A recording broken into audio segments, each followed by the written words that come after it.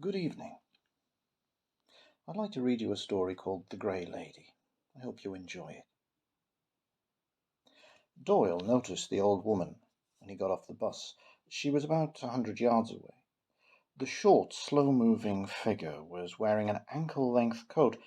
He could tell she was old from the way she tottered along. She seemed to be about to cross the street, but then she turned towards him, and he saw a small, pale face under what looked like an old-fashioned see-through headscarf. She kept turning until she was facing away from him. It was odd behaviour, this circling round, and he wondered if she had dementia. Perhaps she'd managed to slip away from her carers or family. Doyle, who'd been raised by his grandmother, had a soft spot for elderly ladies. He was inclined to offer to help them with shopping or escort them across a road.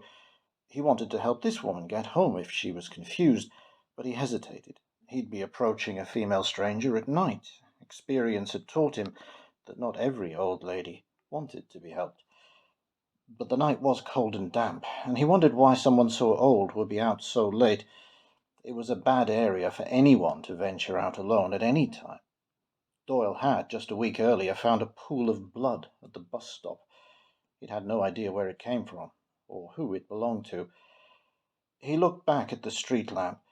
She was gone. She must have gone into one of the houses. Doyle shuddered and unlocked his front door. He'd thought all the properties at the far end of his street were derelict by now. Some had definitely become dens for junkies. Perhaps the old woman was the last of her generation in the neighborhood, alone in the world and unable to move out. He was tired from a long shift at the warehouse, but that night sleep would not come easily. He kept thinking about the woman and then drifted into strange dreams about her. He saw her circling the street light. Then the light became a huge candle. Things took a nightmarish turn when he imagined himself going up to her, asking her if she was okay. Over and over again she vanished as he approached her, and then Doyle was in a dark room where strange creatures mewled and writhed in the shadows. The next day he felt washed out. He missed his bus, and waiting for the next one, he decided to check out where the old lady might live. He saw nothing but houses with smashed windows, walls covered in graffiti. What had once been a neat little front garden was now a weed patch full of garbage. Could the old woman be squatting in one of these abandoned houses? It seemed absurd. But if not, where had she vanished to? It puzzled him. He tried to shake off the nagging worry, but it followed him to work. His supervisor warned him after he made a few mistakes. Doyle came home in a bad mood and almost didn't see the old woman. She was one street lamp closer this time, still circling it with that odd, shuffling gait. Now he could see her more closely. She did look like a homeless person. Her long coat, which almost trailed on the ground, was blotched with dark stains. Her headscarf fluttered slightly in the chill breeze, and she was even smaller than he'd thought, certainly no more than 5 feet. He glimpsed tiny feet moving quickly, taking little steps under that voluminous coat. Again, he felt conflicted. Should he contact social services, maybe call the police? After all, she could be in immediate danger. He decided to approach her despite his misgivings. As he approached the circling figure, she stopped, pacing, then moved to put the lamp-post between them. He was about 10 yards away. Doyle stopped. "Hey, it's okay," he said. Idiot, he told himself. That's exactly what a mugger would say, or a psychopath. "Hello," he called, dismayed by the weedy tone of his voice. Are you okay? Do you need me to call someone for you?" He took out his phone and waggled it in the air, as if an older woman had never seen a mobile before. His nervousness was reducing him to idiocy. Then his phone rang, and he nearly dropped it. As he fumbled with the phone, just catching it in time, he heard an odd noise. The first thing he thought of was someone turning the page of an enormous book. He checked the message. It was his boss rescheduling his hours, making his life a little bit worse. Doyle cursed under his breath, then decided to persevere with his good deed. But when he looked up, the little old woman was gone. Doyle gawped at the deserted street. The grey lady had simply disappeared, like a ghost. The thought sent a chill down his spine, and he walked quickly back to his home. Once inside his apartment, he looked out of the window, pressing his cheek against the dirty glass to see as far up the street as possible. He could just make out the edge of the pool of radiance, and, sure enough, around the street lamp he glimpsed a small figure in a voluminous mottled coat. Maybe I'm going bonkers, he thought. Maybe I'm seeing things. He decided to get some shut-eye. During the night, however, he had a recurring dream in which the old lady featured all too prominently. She appeared at his bedroom window, bobbing up and down. She had acquired huge red eyes that glowed. He woke up several times, emerging from the nightmare with a moan or a yell, and once he was sure he heard stealthy movement in the empty flat downstairs.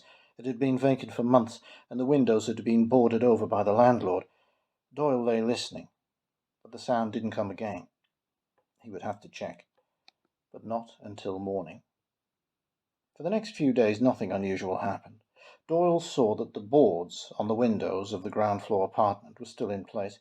The door was locked, and there were no telltale sounds or odours. Work improved. He got enough sleep. He even started to become friendlier with co-workers, especially one called Danny. She was roughly the same age as Doyle, very pretty, with a positive, cheerful attitude. She joked about his awkwardness in a gentle way and made a point of including him in conversations. One of these group chats during their all too brief lunch break concerned a spate of disappearances.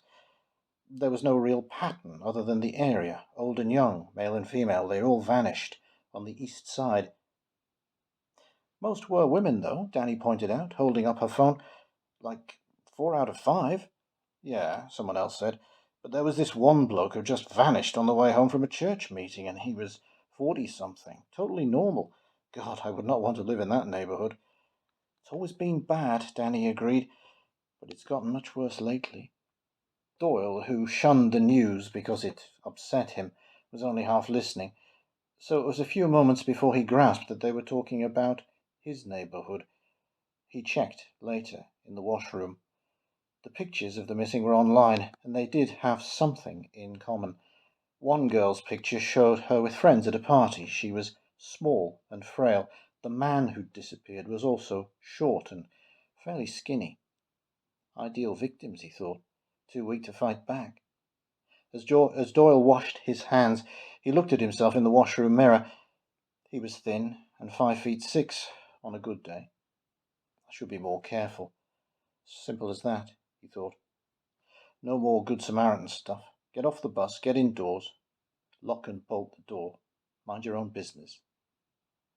That night he saw the old lady again. She was circling a lamppost about a dozen yards away this time. He was sure now there was something wrong with the situation. He half ran from the bus stop to his front door, fumbled for his keys, and dropped them. As he was stooping, he heard the sudden loud sound of a page being turned rapidly, and in the corner of his eye he saw rapid movement. He half fell into the hallway and slammed the door behind him. Then he paused, heart pounding. There was no more noise from outside, apart from distant sirens. Then something shot past the fanlight above the door, casting a shadow on the staircase. He turned and fled upstairs, actual panic driving him now. After locking himself into his flat, he went to the window. The old woman was walking around the street lamp again. Doyle decided to take a picture of her. No, a video. Then, assuming she was real, he could ask Danny what she thought. Maybe she would have a theory. She was brighter than him. He shoved the sash window up and leaned out. Peering into his phone screen, he wondered if the film would be clear enough, or if he was simply being as creepy as hell, spying on someone. He forced himself to concentrate on filming the old lady, who continued her apparently mindless circling. Something moved above him. Doyle twisted his head around and looked up to see a pale, inhuman face staring down at him from the guttering. He flung himself back into his room and almost fell, then threw his phone onto the bed and pulled the window shut. As he stood, trying to process what he'd seen, the thing on the roof skittered over the tiles. What was it? Doyle asked himself. What is it? He'd seen a nightmare visage with glittering steel grey eyes, no discernible nose, mouth parts that looked something like a funnel. It made no sense. The thing must have been huge. No creature like that could survive in the city for long without being noticed. Except if it only comes out at night, he thought, in an area like this. The skittering above him came again. It ended with the noise that sounded like a huge page being turned, and then that sound came again, fainter this time. Doyle, shaking with fear, moved to the window again. There was no small colours figure circling the street light now. He lay on his bed, clutching a claw hammer and listening in the darkness. He contemplated calling the cops, but couldn't think of what to say.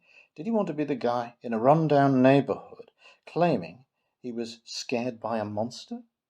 Well, with the disappearances, the police would surely assume he was an idiot playing a practical joke, a hoaxer, or a lunatic.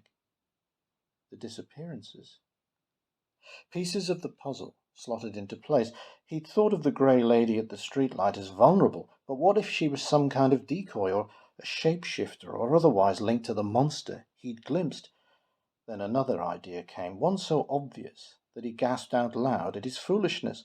It was crazy, but it fitted all the facts, especially that strange noise, not an enormous page being turned, but the sound of wings being flapped. "Oh, God," he whimpered. He picked up his phone and called 999. When he got through, he tried to avoid anything too specific. He said he'd spotted a prowler. That much was true, he felt certain. "Okay," the dispatcher said. "We'll try to get a patrol car out to you very soon. Is someone trying to break into your home?" "No, yes, I'm not sure," he said, trying not to sound pathetic. "I know they know I'm in here. I don't feel safe." The dispatcher's voice was cool and professional, but he imagined her rolling her eyes at colleagues. She told him to remain calm and wait for officers to arrive. Doyle waited. A couple of minutes later, something struck his window with a tremendous bang. A pane was smashed. The creature, blocking the window, fluttered its vast grey-brown wings, tearing at the old rotten frame with sharp claws. "Get away!" he shouted. The enormous insect smashed its way into the room. Close up, it looked nothing like an old lady at all. The huge feathery antennae were spread now, not imitating a headscarf. The body that the wings had concealed was bulkier than Doyle's, and the claw-tipped limbs were almost as thick as his arm. But it was the head that terrified him, with its glittering compound eyes and the complex mouth parts, razor-toothed mouth parts that, for a fleeting second, formed a rough approximation to a small, round, human face. Doyle screamed in terror and ran for his door, cursing as locks and bolts defied his fingers. Something stabbed into the back of his neck just as he jerked the door open. He screamed again and raced out into the hallway, heading for the staircase. He heard the distinctive flap of vast wings behind him and dodged to one side. The thing hurtled past, one wing hitting him in the face as it missed its mark. Indoors, the enormous moth creature couldn't steer, and it ricocheted off the ceiling and fell to the hall floor. Then it was upright again, and with its wings and antennae folded down, it looked once more like a little old lady in a mottled coat. Doyle's mind almost gave way at the sight. Behind him he heard scratching and flapping. He yelled for help. Then the second creature struck him in the back and sent him flailing downstairs towards its mate. Doyle woke in a world of pain. He tried to move but couldn't. He was swaddled in what felt like damp cloth.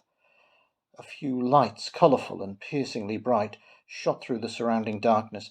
Then he heard a deep voice, followed by a crackle, and a female voice coming from a radio.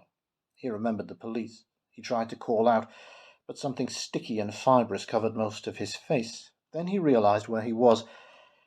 The blue and red lights were pulsing through the boards that were fixed very loosely to the broken windows of the ground floor apartment. "Help!" he shouted. "I'm in here!" But his voice, never strong, was muffled by layers of sticky fibers. Doyle tried to howl in despair as he heard the car door slam, then the flashing lights were gone. His voice was still feeble, inaudible to anyone outside this room. His eyes took a few moments to adjust to the gloom. He could just turn his head slightly. In one corner of the room a creature rested on all 6 limbs, no longer feigning a human shape. The other he couldn't see. He imagined it nearby, those hideous mouth parts coming closer to his immobilized body. His eyes flickered around. He saw something like a cocoon standing up in the far corner. It was a bit like an Egyptian mummy case, but made of glistening strands woven tightly together. It was large enough to hold a smallish body. Something was moving nearby. No, several somethings on the floor. One of the crawling creatures entered a patch of dim light. It resembled a caterpillar, the size of his forearm. It reared up and started to cut into the cocoon with vicious mandibles.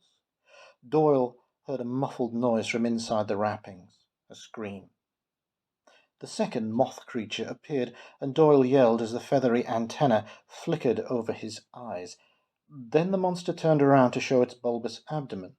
With a vile squelching sound, the female began to lay a clutch of eggs around his bound feet. Before he lost his reason, he wondered how long they would take to hatch.